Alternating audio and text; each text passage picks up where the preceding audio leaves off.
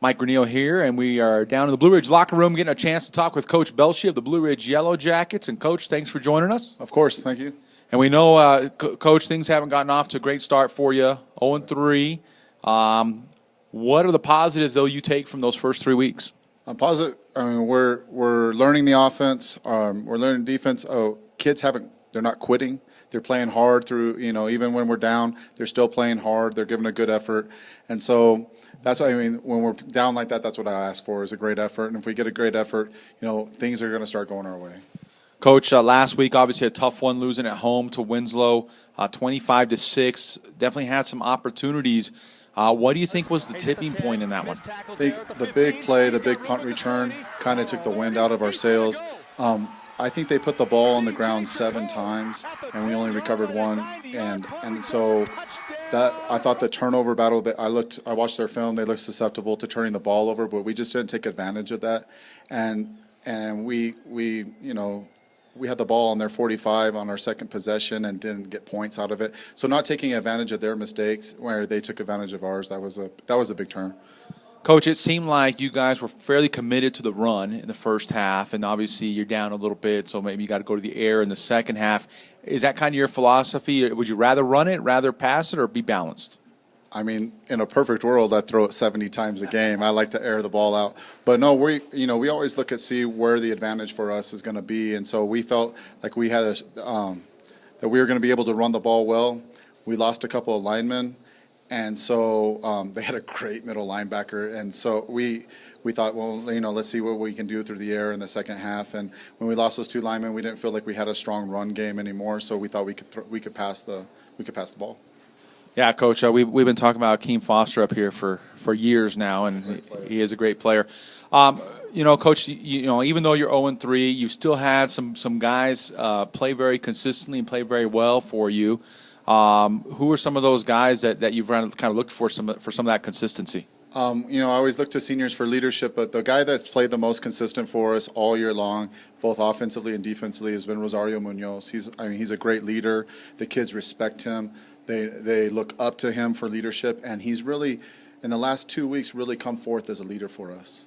Well, we had a chance to catch up with Rosario Munoz also here for the Blue Ridge Yellow Jackets, and let's hear what he had to say on how things are going so far this season. Rosario, we're gonna talk a little bit. We haven't had a chance to talk with you this year, but you guys have 3 games in.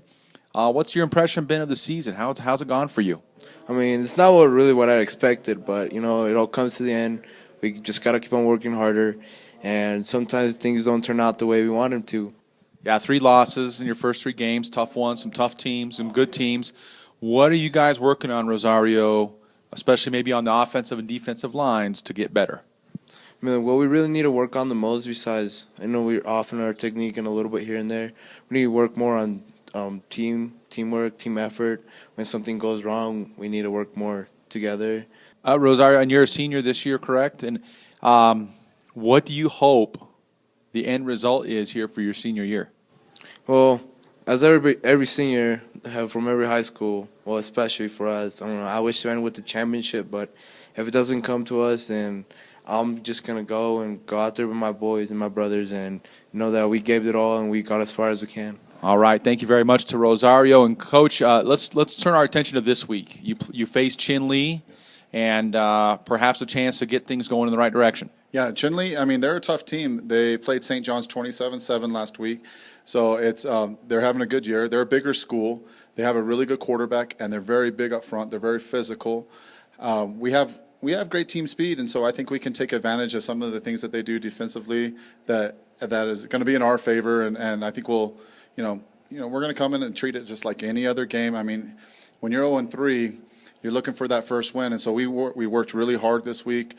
Put in a lot of hours, a lot of film session, trying to correct those young, the young player mistakes that you're going to go through with playing, 17 sophomores, and so, this is just like week 1 for us. We got to put the other 3 games behind us. We still got to make a run for the playoffs, but Chin-Lee's they're a good opponent, but we're excited to go play. We're excited to play. The kids are up. We're ready to play. Ready to go win. Coach.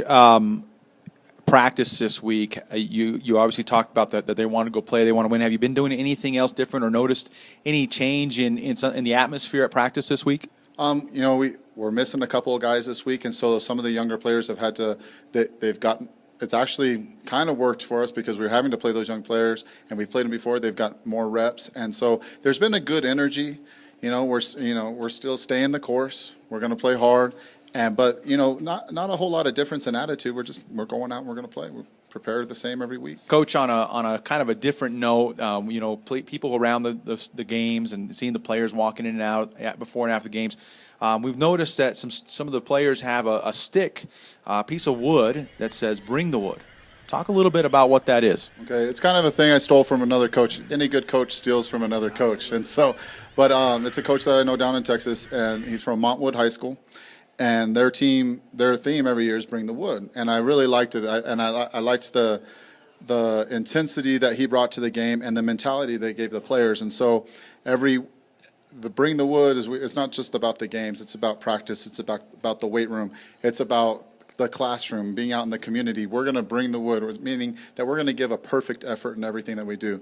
And a lot of people talk about laying the wood, and we made a big hit. And so we want to go with the mentality that we're going to bring the wood, we're going to lay the wood every single play, every rep, every class, every service project, everything that we do is bring the wood. And then on the back of it, each kid is going to write down something that they're going to bring themselves to help benefit the team. And so it's just a reminder to them right before we play, hey, this is what we're about. All right, thanks, Coach. We hope next week when we get a chance to talk to you, it'll be after a victory. That's right. And hopefully things will go well for you. I want to thank Coach Jake Belshe for joining us here on iTalk 106.7 and on the web at iTalk1067.com. And when we come back, more of our pregame show.